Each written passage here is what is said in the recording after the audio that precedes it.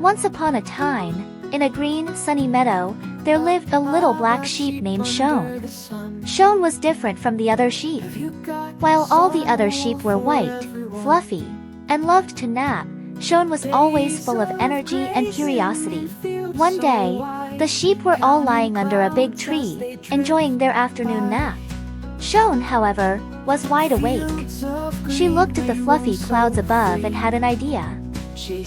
What if I could jump over the clouds like a superhero? She thought.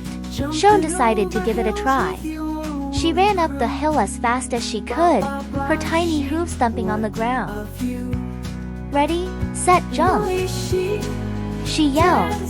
With all her might, she leaped into the air and went splat, straight into a big mud puddle. Oh no! Shone giggled, covered in mud from head to hoop. She looked like a very funny, squishy little black sheep. The other sheep woke up and stared. They couldn't stop laughing. One by one, they joined her and jumped into the mud puddle too, making the biggest mud pile the meadow had ever seen. It was like a big, fluffy, muddy sheep party. They rolled, bounced, and laughed together. The mud was so slippery that every time one of them tried to stand, they slipped and tumbled into the puddle again.